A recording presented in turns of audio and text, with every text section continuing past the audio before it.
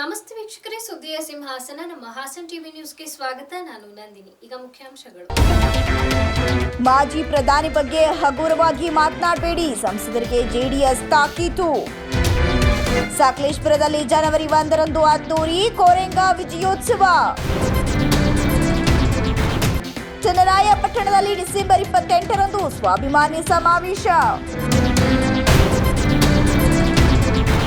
ಮಾಜಿ ಪ್ರಧಾನಿ ಎಚ್.ಡಿ. ದೇವೇಗೌಡರು ಮತ್ತು ಅವರ ಕುಟುಂಬದವರು ಏನು ಕೆಲಸ ಮಾಡಿದ್ದಾರೆ ಎಂಬ ಬಗ್ಗೆ ತಿಳಿಯಲು ಸಂಸದರು ಜಿಲ್ಲೆಯ ಪ್ರವಾಸ ಕೈಗೊಂಡು ಸಂಚಾರ ಮಾಡಿ ಎಲ್ಲೆಲ್ಲಿ ಏನು ಕೆಲಸ ಆಗಿದೆ ಪಟ್ಟಿ ಮಾಡಿಕೊಳ್ಳಲಿ ಎಂದು ಹಾಸನದಲ್ಲಿ ಮಾಜಿ ಶಾಸಕ ಕೆ.ಎಸ್. ಲಿಂಗೇಶ್ ಸವಾಲು ಹಾಕಿದರು. ಪತ್ರಿಕಾಗೋಷ್ಠಿಯಲ್ಲಿ ಗುರುವಾರ ಮಾತನಾಡಿ, ಒಬ್ಬ ಯುವಕನಾಗಿ ಸೌಮ್ಯ ಸ್ವಭಾವದವನಾಗಿ ಮುಂದಿನ ದಿನಗಳಲ್ಲಿ ದೊಡ್ಡ ಲೀಡರ್ ಆಗಿ ಹಾಸನ ಜಿಲ್ಲೆಯಲ್ಲಿ ರಾಜ್ಯಕ್ಕೆ ಪರಿಚಿತರಾಗಿ ಜಿಲ್ಲೆಯ ಕೀರ್ತಿ ಹೆಚ್ಚು ಮಾಡಲಿ. ನಮಗೆ ಸಂಸದರಾದ ಶ್ರೇಯಸ್ ಪಟೇಲ್ ಬಗ್ಗೆ ಬಹಳ ಗೌರವವಿದೆ. ಮಾಜಿ ಪ್ರಧಾನಿ ಎಚ್.ಡಿ. ದೇವೇಗೌಡರು ಮತ್ತು ಕುಟುಂಬದವರು ಏನು ಅಂತ ಕೆಲಸ ಮಾಡಿದ್ದಾರೆ, ಮಾಜಿ ಪ್ರಧಾನಿ ಎಚ್.ಡಿ. ದೇವೇಗೌಡರು ಮತ್ತು ಕುಟುಂಬದವರು ಏನೇನು ಕೆಲಸ ಮಾಡಿದ್ದಾರೆ ಅಂತ ಹೇಳೋಕೋದ್ರೆ ಒಂದಿನ ಬೇಕಾಗುತ್ತೆ. ಶ್ರೇಯಸ್ ಪಟೇಲ್ ಅವರು ನಮ್ಮ ಜಿಲ್ಲೆಯ ಪ್ರವಾಸ ಕೈಗೊಂಡು ಸಂಚಾರ ಮಾಡಲಿ, ಎಲ್ಲೆಲ್ಲಿ ಏನೇನು ಕೆಲಸ ಆಗಿದೆ ಎಂಬುದನ್ನು ಪಟ್ಟಿ ಮಾಡಲಿ. ತಾತ ಹಾಗೂ ಶ್ರೀಕಂಠೆ ಅವರ ಸಾಧನೆಯನ್ನ ಜಿಲ್ಲೆಯ ಜನ ಕಂಡಿದ್ದಾರೆ. ಹಳೆಬೀಡಿಗೆ ಎಗಚಿ ನೀರು ಹರಿಸುವುದಾಗಿ ಪುಟ್ಟಸ್ವಾಮಿಗೌಡ ಭರವಸೆ ನೀಡಿದ್ರು, ಆದರೆ ಮುಂದೇನಾಯಿತು ಅಂತ ಎಲ್ಲರಿಗೂ ತಿಳಿದಿದೆ. ಎಚ್.ಡಿ. ಕುಮಾರಸ್ವಾಮಿ ಅವರ ಅವಧಿಯಲ್ಲಿ 130 ಕೋಟಿ ರಣಘಟ ಯೋಜನೆಗೆ ಚಾಲನೆ ನೀಡಲಾಯಿತು. ಯಡಿಯೂರಪ್ಪ ಅವರು ಸಹ ಹಣ ಬಿಡುಗಡೆ ಮಾಡಿದ್ರು ಅಂತ ಹೇಳಿದ್ರು. 6 ತಿಂಗಳ ಕುಮಾರಸ್ವಾಮಿಯವರ ಅಭಿವೃದ್ಧಿಯ ಬಗ್ಗೆ ಮಾತನಾಡುವ ಶ್ರೇಯಸ್ ಪಟೇಲ್ ಅವರು ಇದುವರೆಗೂ ಏನು ಮಾಡಿದ್ದಾರೆ ಎಂಬುದನ್ನು ಗಮನಿಸಲಿ. ರಾಜ್ಯದಲ್ಲಿ ಕಾಂಗ್ರೆಸ್ ಸರ್ಕಾರವಿದ್ದು ಸಿಎಂ ಸಿದ್ದರಾಮಯ್ಯ ಮತ್ತು ಉಪಮುಖ್ಯಮಂತ್ರಿ ಡಿ.ಕೆ. ಶಿವಕುಮಾರ್ ಇದ್ದು ಹೆಚ್ಚಿನ ಅನುದಾನ ತಂದು ಜಿಲ್ಲೆಯ ಅಭಿವೃದ್ಧಿ ಮಾಡಲಿ, ಆಗ ಜನರು ಬೇಷ್ ಅಂತಾರೆ ಅಂತ ಸಲಹೆ ನೀಡಿದರು. ಜನ ಮಾತಾಡಿರು, ನಾವಲ್ಲ.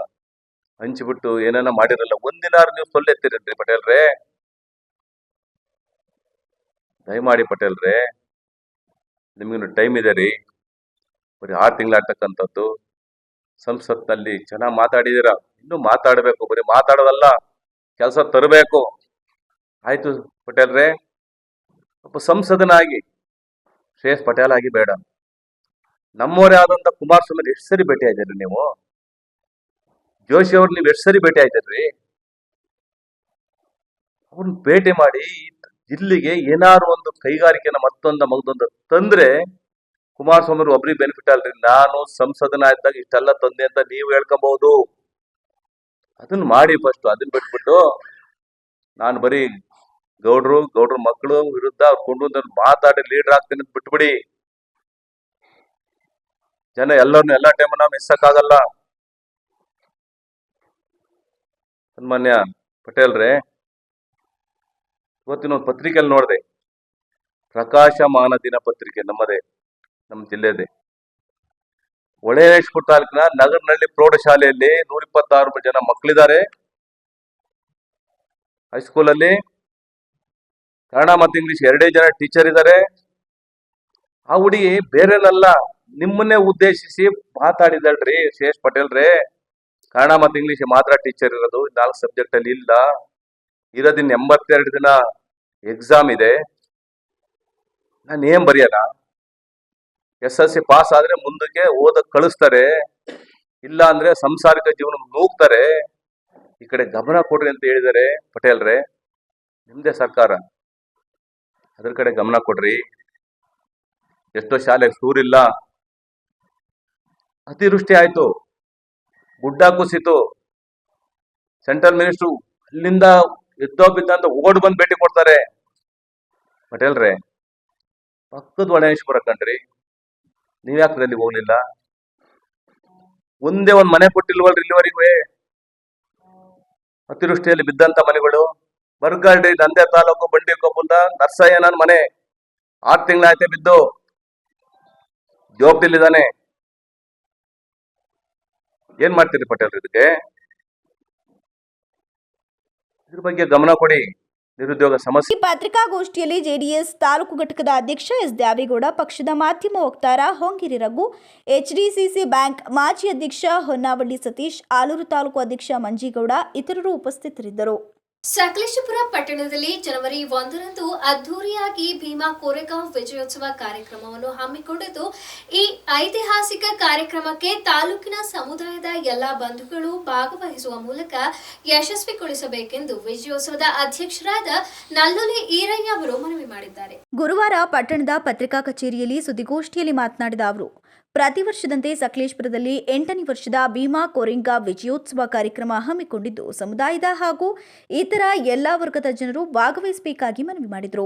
ಪ್ರತಿ ವರ್ಷದಂತೆ ಈ ಬಾರಿ ಭೀಮಾ ಕೋರೆಗಾಂವ್ ವಿಜಯೋತ್ಸವ ಅಂದರೆ 1818 ನಡೆದಂಥ ಪೇಶ್ವೆಗಳ ವಿರುದ್ಧ ನಡೆದಂಥ ಸ್ವಾಭಿಮಾನಕ್ಕಾಗಿ ನಡೆದಂಥ ವಿದ್ಯಾವನ್ನು ಪಡೀಲಿಕ್ಕೋಸ್ಕರ ನಡೆದಂಥ ಈ ಒಂದು ಹೋರಾಟದ ಒಂದು ವಿಜಯೋತ್ಸವವನ್ನು ನಾವು ಇದೇ ಜನವರಿ 1ನೇ ತಾರೀಕು ಭಾಳ ಅದ್ಧೂರಿಯಿಂದ ಕಾರ್ಯಕ್ರಮವನ್ನು ಆಯೋಜನೆ ಮಾಡಿದ್ವಿ. ಈ ಕಾರ್ಯಕ್ರಮ ಪರಿಶಿಷ್ಟ ಜಾತಿ ಮತ್ತು ಪರಿಶಿಷ್ಟ ವರ್ಗಗಳ ಒಕ್ಕೂಟ ಹಾಗೂ ಭೀಮಾ ಕೋರೆಗಾಂವ್ ಚಾರಿಟಬಲ್ ಟ್ರಸ್ಟ್ ಈ ಒಂದು ಸಂಯುಕ್ತ ಆಶ್ರಯದಲ್ಲಿ ನಡೀತಿದೆ. ಇದಕ್ಕೆ ಮಹಿಳಾ ಸಂಘಟನೆಗಳು, ಪ್ರಗತಿಪರ ಸಂಘಟನೆಗಳು, ದಲಿತ ಸಂಘಟನೆಗಳು, ಪತ್ರಕರ್ತ ಮಿತ್ರರಿಗೆ ನನ್ನ ನಮಸ್ಕಾರಗಳು. ಸಕಲೇಶಪುರದಲ್ಲಿ ಪ್ರತಿ ವರ್ಷದಂತಲೂ ಕೂಡ ಭೀಮಾ ಕೋರೆಗಾಂವ್ ವಿಜಯೋತ್ಸವ ಕಾರ್ಯಕ್ರಮನ ಆಚರಣೆ ಮಾಡ್ತಾ ಬಂದಿದ್ದು, ಈಗಾಗಲೇ ಇದು 8ನೇ ವರ್ಷದ ಒಂದು ಕಾರ್ಯಕ್ರಮನ ಈಗಾಗಲೇ ಸಜ್ಜುಗೊಳಿಸಿದ್ದೀವಿ. ಇಡೀ ನಮ್ಮ ಸಮುದಾಯದ ಎಲ್ಲ ದಲಿತ ಬಂಧುಗಳು ಒಡಗೂಡಿ ಈ ಒಂದು ಕಾರ್ಯಕ್ರಮನ ಆಯೋಜನೆ ಮಾಡಿದ್ದೀವಿ. ಈ ಒಂದು ಸಂದರ್ಭದಲ್ಲಿ ಪರಿಶಿಷ್ಟ ಜಾತಿಯ ಒಕ್ಕೂಟ ಮತ್ತು ಭೀಮಾ ಕೋರೆಗಾಂವ್ ಚಾರಿಟಬಲ್ ಟ್ರಸ್ಟ್ ಇವರ ವತಿಯಿಂದ ಈ ಒಂದು ಕಾರ್ಯಕ್ರಮನ ಗೋಷ್ಠಿಯ ಉದ್ದೇಶ ಏನಪ್ಪ ಅಂದರೆ, ಒಂದು ಸಮುದಾಯದಲ್ಲಿ ಒಂದು ಸ್ವಲ್ಪ ಗೊಂದಲ ಕಾಣಬಾರ್ದು. ಮುಂದಿನ ದಿನಗಳಲ್ಲಿ ಇದು ಸಮುದಾಯದಲ್ಲಿ ಗೊಂದಲ ಇಟ್ಕೊಂಡು ಒಂದು ಕಾರ್ಯಕ್ರಮಕ್ಕೆ ಒಂದು ಸಂದೇಶ ಹೋಗಿ ತಪ್ಪು ಸಂದೇಶ ಹೋಗಿದೆ. ಯಾವ ರೀತಿ ಅಂದರೆ, ಈ ಬಾರಿ ಸಕಲೇಶಪುರದಲ್ಲಿ 2 ರಥ ನಡೀತವೆ ಅನ್ನೋದು ತಪ್ಪು ಸಂದೇಶ ಹೋಗಿದೆ. ಇದನ್ನು ಕ್ಲಿಯರ್ ಮಾಡಬೇಕು ಅನ್ನೋ ಉದ್ದೇಶ ನಮ್ಮದಾಗಿತ್ತು.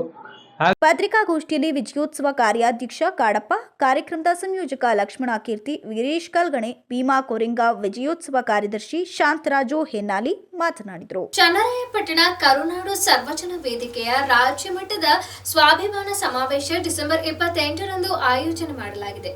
ಸರ್ವಜನ ವೇದಿಕೆಯ ರಾಜ್ಯ ಘಟಕದ ಗೌರವ ಅಧ್ಯಕ್ಷ ಕೆಎಂ ನಾಗೇಂದ್ರ ಬಾಬು ಅವರು ತಿಳಿಸಿದರು. ಪತ್ರಿಕಾಗೋಷ್ಠಿಯಲ್ಲಿ ಮಾತನಾಡಿ, ಕರುನಾಡು ಸರ್ವಜನ ವೇದಿಕೆಯ ಮೊದಲನೇ ವರ್ಷದ ರಾಜ್ಯ ಮಟ್ಟದ ಸ್ವಾಭಿಮಾನ ಸಮಾವೇಶ ಹಾಗೂ ರಾಷ್ಟ್ರಕವಿ ಕುವೆಂಪು ಅವರ 120ನೇ ಜಯಂತ್ಯುತ್ಸವ ಕಾರ್ಯಕ್ರಮ ಡಿಸೆಂಬರ್ 28ರಂದು ಪೊಲೀಸ್ ಠಾಣೆ ಎದುರು ಇರುವ ಸರ್ಕಾರಿ ಮಾಧ್ಯಮಿಕ ಶಾಲಾ ಆವರಣದಲ್ಲಿ ನಡೆಯಲಿದೆ ಅಂತ ಹೇಳಿದರು. ರಾಜ್ಯಾಧ್ಯಕ್ಷರಿಗೆ ಎಲ್ಲ ಪದಾರ್ಥಗಳನ್ನು ಸಲಹೆ ಕೊಟ್ಟೆ.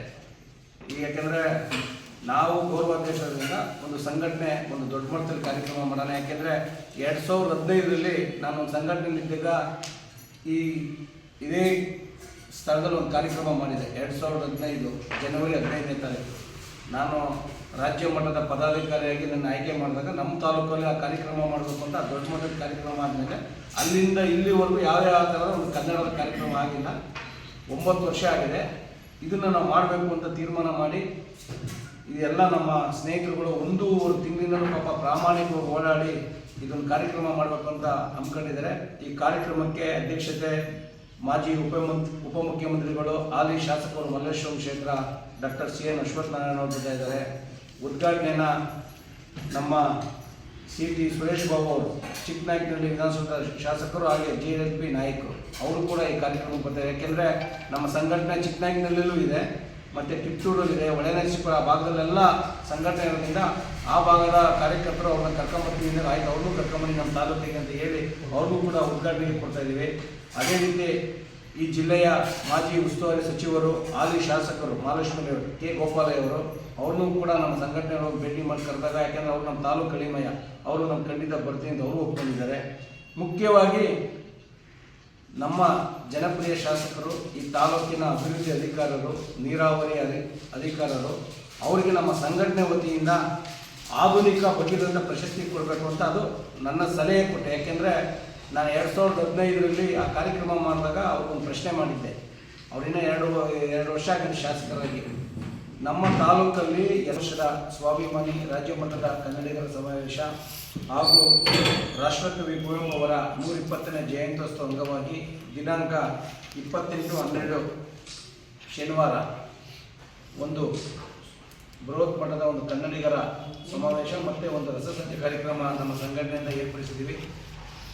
ಈ ಕಾರ್ಯಕ್ರಮ ನಾಯಕತ್ವನ ನಮ್ಮ ರಾಜ್ಯಾಧ್ಯಕ್ಷರಾದ ಶರತ್ ಗೌಡರು, ಜಿಲ್ಲಾಧ್ಯಕ್ಷರಾದ ಕಿರಣ್ ಅವರು, ತಾಲೂಕು ಅಧ್ಯಕ್ಷರು ಸುನೀಲ್ ಮತ್ತು ಒಳನೇಶ್ವರ ತಾಲೂಕು ಅಧ್ಯಕ್ಷರು ಅಬ್ಬಿಯವರಿದ್ದಾರೆ. ಅದೇ ರೀತಿ ನಮ್ಮ ಪತ್ರಿಕಾಗೋಷ್ಠಿಯಲ್ಲಿ ವೇದಿಕೆಯ ರಾಜ್ಯ ಘಟಕದ ಅಧ್ಯಕ್ಷ ಶರತ್ ಗೌಡ, ಉಪಾಧ್ಯಕ್ಷ ಶರತ್ ಕುಮಾರ್, ಜಿಲ್ಲಾ ಅಧ್ಯಕ್ಷ ಕಿರಣ್ ರಾಜು, ತಾಲೂಕು ಎ ಘಟಕದ ಕಾರ್ಯದರ್ಶಿ ಪ್ರಭಾಕರ್, ಅಭಿಲಾಷ್ ಸೇರಿದಂತೆ ಇತರರು ಹಾಜರಿದ್ದರು.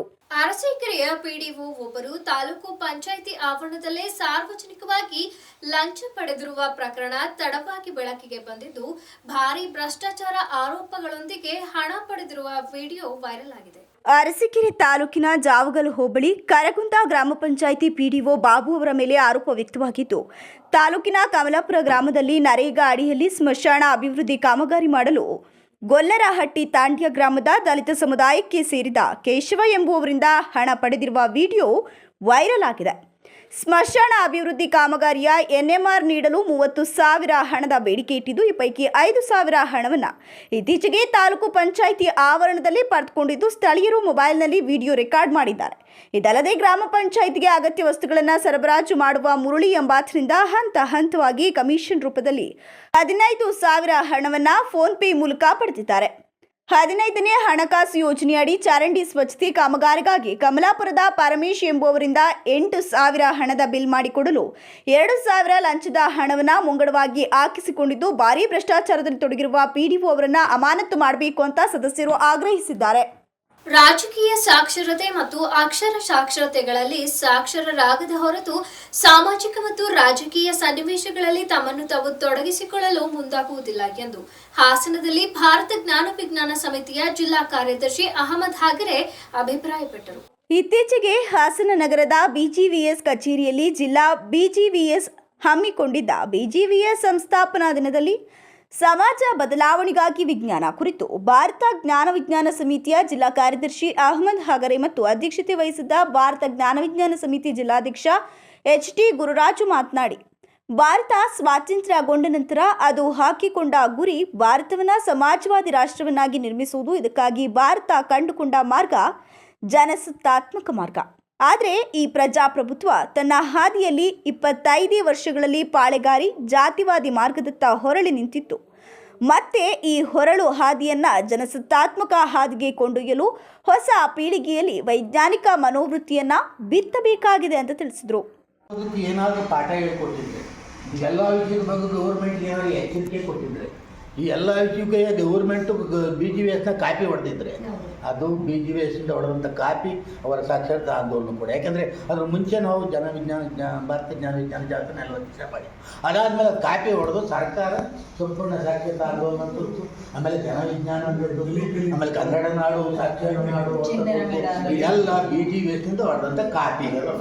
ಆಮೇಲೆ ಕಾಪಿ ಜೊತೆಗೆ ಮಾಡ್ತಾರೆ BGVS ದುಡ್ದಂಥ ನಮ್ಮಂತ ನಾವು ಬರೆಯವರು ನಮ್ಮನ್ನೇ ದೇವ್ರ ಇಡೀ ಉಮಾ ಮಹಾದೇವನ್ ಅಂತವ್ರು ಈಗಲೂ ಕೂಡ ಅಲ್ಲಿ ಅವ್ರು ಬೆಂಗಳೂರು ರಿಟೈರ್ ಆಗಿರೋದಕ್ಕೆ ನೀವು ಅಂತ ಖಾಲಿ ಕಾಲು ಹಿಡ್ಕೊಂಡು ಬರೀತೆ ಅಮ್ಮ ಇವಾಗ ಗವರ್ಮೆಂಟ್ ಅದನ್ನ ಬಳಸ್ಕೊಂಡು ಅವ್ರನ್ನ ಯಾರನ್ನ ನಾವು ಹುಡುಗಾಣಕ್ಕಂತೂ ಹೋಗಿಲ್ಲ. ಅವ್ರ ಈ ಸತ್ಯಮೂರ್ತಿ ಅಂತ ಒಬ್ರು ತುಮಕೂರಲ್ಲಿ ದೇಶಿದ್ರು, ಅವಾಗ ನನ್ನ ಜೊತೆಲೆ ಮುಂದೆ ಕುಂತ ಸೈಡೆ ಕರ್ಕೊಂಡು ಹೋಗೋಂಥದ್ದು. ಆಮೇಲೆ ದೊಡ್ಡಾದ್ಮೇಲೆ ಎಲ್ಲಾರು ಹೋಗಿರೋ ಅಂದರೆ ಆ ಮಟ್ಟಕ್ಕೆ BGVS ಶಕ್ತಿ ಇತ್ತು ಅಂತ. ಎಂದಿಗೂ ಎಂದೆಂದಿಗೂ ಗೆಲುವು ನಮ್ಮದು, ಎಂದಿಗೂ ಎಂದೆಂದಿಗೂ ಗೆಲುವು ನಮ್ಮದು. ಇದೇ ಸಂದರ್ಭದಲ್ಲಿ ವಿಜ್ಞಾನ ಲೇಖಕ KS ರವಿಕುಮಾರ್, BGVS ಸಂಸ್ಥಾಪಕ ಸದಸ್ಯ P ಷಡ್ರಾಕ್, BGVS ತಾಲೂಕು ಸಮಿತಿ ಸದಸ್ಯೆ ಲೋಲಾಕ್ಷಿ, BGVS ತಾಲೂಕು ಉಪಾಧ್ಯಕ್ಷ ಚಿನ್ನೇನಹಳ್ಳಿ, ತಾಲೂಕು ಕಾರ್ಯದರ್ಶಿ ವನಜಾಕ್ಷಿ, ಸಮತಾ, ಸಂಚಾಲಕಿ ಮಮತಾ, ಶಿವು ಸೇರಿದಂತೆ ಇತರರು ಉಪಸ್ಥಿತರಿದ್ದರು. ಹ್ಯಾಟ್ರಿಕ್ ಹೀರೋ ಶಿವರಾಜ್ ಕುಮಾರ್ ಅವರಿಗೆ ಶಸ್ತ್ರಚಿಕಿತ್ಸೆ ಯಶಸ್ವಿಯಾದ ಪ್ರಯುಕ್ತ ಬೇಲೂರು ಕೋಟೆ ಶ್ರೀ ಅಯ್ಯಪ್ಪ ಸ್ವಾಮಿ ಸನ್ನಿಧಾನದಲ್ಲಿ ಸ್ವಾಮಿಯವರಿಗೆ ವಿಶೇಷ ಪೂಜಾ ಕಾರ್ಯಕ್ರಮವನ್ನು ಹ್ಯಾಟ್ರಿಕ್ ಹೀರೋ ಶಿವರಾಜ್ ಕುಮಾರ್ ಅಭಿಮಾನಿಗಳ ಬಳಗದ ವತಿಯಿಂದ ವಿಶೇಷ ಪೂಜೆ ಸಲ್ಲಿಸಿದರು. ಡಾಕ್ಟರ್ ರಾಜ್ಕುಮಾರ್ ಅಭಿಮಾನಿಗಳ ಸಂಘದ ಕಾರ್ಯದರ್ಶಿ ಪಣೀಂದ್ರ ಹಾಗೂ ಹ್ಯಾಟ್ರಿಕ್ ಹೀರೋ ಶಿವರಾಜ್ ಕುಮಾರ್ ಅಭಿಮಾನಿ ಬಳಗದ ಅಧ್ಯಕ್ಷ ಕುಮಾರ್ ಮಾತನಾಡಿ, ವರನಟ ಡಾಕ್ಟರ್ ರಾಜ್ಕುಮಾರ್ ಅವರ ಪುತ್ರ ಶಿವರಾಜ್ ಕುಮಾರ್ ಅವರಿಗೆ ಅಮೆರಿಕದಲ್ಲಿ ಯಶಸ್ವಿ ಶಸ್ತ್ರಚಿಕಿತ್ಸೆ ಆಗಿದ್ದು ಅವರು ಬೇಗ ಗುಣಮುಖರಾಗಿ 100 ವರ್ಷಗಳ ಕಾಲ ಸುಖ ಶಾಂತಿ ನೆಮ್ಮದಿಯಿಂದ ಚಿತ್ರರಂಗದಲ್ಲಿ ಇನ್ನೂ ಹೆಚ್ಚು ಒಳ್ಳೆಯ ಸಿನಿಮಾಗಳಲ್ಲಿ ನಟಿಸಿ ಸೇವೆ ಸಲ್ಲಿಸಿ ಜನರ ಮನಸ್ಸಿನಲ್ಲಿ ಅಚ್ಚಳಿಯದೆ ಉಳಿಯಲಿ ಅಂತ ಡಾಕ್ಟರ್ ರಾಜ್ಕುಮಾರ್ ಅಭಿಮಾನಿಗಳ ಸಂಘದ ವತಿಯಿಂದ ಪುನೀತ್ ರಾಜ್ಕುಮಾರ್ ಹಾಗೂ ಹ್ಯಾಟ್ರಿಕ್ ಹೀರೋ ಶಿವರಾಜ್ ಕುಮಾರ್ ಅಭಿಮಾನಿಗಳ ಬಳಗದ ವತಿಯಿಂದ ಅಯ್ಯಪ್ಪ ಸ್ವಾಮಿ ಸನ್ನಿಧಾನದಲ್ಲಿ ವಿಶೇಷ ಪೂಜೆ ಸಲ್ಲಿಸಿದ್ದು ಶಿವಣ್ಣನವರ ಮುಂದಿನ ಜೀವನ ಸುಖವಾಗಿರಲಿ ಅಂತ ಹಾರೈಸಿದರು. ಭೈರತಿ ರಣಗಲ್ ಸಿನಿಮಾ ಪ್ರಚಾರದ ಸಮಯದಲ್ಲಿ ನಟ ಶಿವರಾಜ್ ಕುಮಾರ್ ತಮ್ಮ ಆರೋಗ್ಯ ಸಮಸ್ಯೆ ಬಗ್ಗೆ ಬಹಿರಂಗವಾಗಿ ಮಾತನಾಡಿದರು. ಈಗಾಗಲೇ ವಿವಿಧ ಹಂತಗಳಲ್ಲಿ ಚಿಕಿತ್ಸೆ ನಡೀತಿದೆ ಎಂದಿದ್ದರು. ಅದರಂತೆ ಅವರು ಕುಟುಂಬ ಸಮೇತ ಅಮೆರಿಕಕ್ಕೆ ಶಸ್ತ್ರಚಿಕಿತ್ಸೆಗೆ ಹೊರಟಿದ್ದು ಅಲ್ಲಿ ಅವರಿಗೆ ಯಶಸ್ವಿಯಾಗಿ ಶಸ್ತ್ರಚಿಕಿತ್ಸೆಯಾಗಿದೆ. ಎಲ್ಲ ಸಮಸ್ತ ಕನ್ನಡ ಜನತೆಗೆ ಹೃದಯಪೂರ್ವಕ ವಂದನೆ. ಯಾಕೆಂದರೆ ಅವ್ರ ಬಗ್ಗೆ ಇವತ್ತು ಏನಾಗಿದೆ ಅಂತ ಎಲ್ಲರಿಗೂ ಆಯಿತಾ. ಅವರು ಭಗವಂತನ ಚನ್ನಕೇಶ್ವರನ ಆಶೀರ್ವಾದದಿಂದ, ಸ್ವಾಮಿ ಅಯ್ಯಪ್ಪ ಸ್ವಾಮಿ ಆಶೀರ್ವಾದದಿಂದ ಅವರು ಯಶಸ್ವಿ. ಇವತ್ತು ನಮ್ಮ ಕರ್ನಾಟಕದ ಹೊರನಟ ನಟಸಾರ್ವಭೌಮ ಡಾಕ್ಟರ್ ರಾಜ್ಕುಮಾರ್ ಅವರ ಪುತ್ರ ಹ್ಯಾಟ್ರಿಕ್ ಹೀರೋ ಶಿವರಾಜ್ ಕುಮಾರ್ ಅವರು ಒಂದು ಸಣ್ಣ ಅನಾರೋಗ್ಯದ ಹಿನ್ನೆಲೆಯಿಂದ ಇವತ್ತು ಅಮೆರಿಕದಲ್ಲಿ ಒಂದು ಶಸ್ತ್ರಚಿಕಿತ್ಸೆ, ಚಿಕ್ಕ ಶಸ್ತ್ರಚಿಕಿತ್ಸೆ ಇವತ್ತು ಅವರಿಗೆ ಆಗಿದೆ.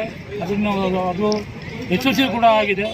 ಅದರಿಂದ ಅವರು ಮುಂದೆ ಇನ್ನೂ 100 ವರ್ಷ ಕಾಲ ಬಾಳಿ ಇನ್ನೂ ಹಲವಾರು ಹೆಚ್ಚಿನ ಚಿತ್ರಗಳಲ್ಲಿ.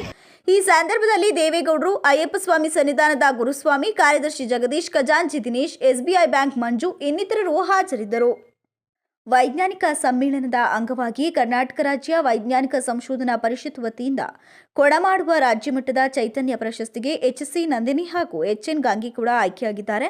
ಡಿಸೆಂಬರ್ 28 ಮತ್ತು 29ರಂದು ಬೆಂಗಳೂರಿನ ಯಲಹಂಕ ಬಾಗಲೂರು ವಿಜೆ ಇಂಟರ್ನ್ಯಾಷನಲ್ ಶಾಲಾ ಮೈದಾನದಲ್ಲಿ ನಡೆಯಲಿರುವ ರಾಜ್ಯಮಟ್ಟದ ವೈಜ್ಞಾನಿಕ ಸಮ್ಮೇಳನದಲ್ಲಿ ಇಬ್ಬರಿಗೂ ಸನ್ಮಾನಿಸಿ ಗೌರವಿಸಲಾಗುವುದು ಅಂತ ವೈಜ್ಞಾನಿಕ ಸಂಶೋಧನಾ ಪರಿಷತ್ನ ಜಿಲ್ಲಾಧ್ಯಕ್ಷ ಯೋಜಿ ಮಲ್ಲಿಕಾರ್ಜುನ್ ತಿಳಿಸಿದ್ದಾರೆ. ಕೊನೆಯಲ್ಲಿ ಮತ್ತೊಮ್ಮೆ ಮುಖ್ಯಾಂಶಗಳು.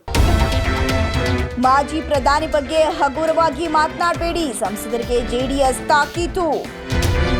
ಸಕಲೇಶಪುರದಲ್ಲಿ ಜನವರಿ 1ರಂದು ಅದ್ದೂರಿ ಕೋರೆಂಗ ವಿಜಯೋತ್ಸವ. ಚನ್ನರಾಯಪಟ್ಟಣದಲ್ಲಿ ಡಿಸೆಂಬರ್ 28ರಂದು ಸ್ವಾಭಿಮಾನಿ ಸಮಾವೇಶ.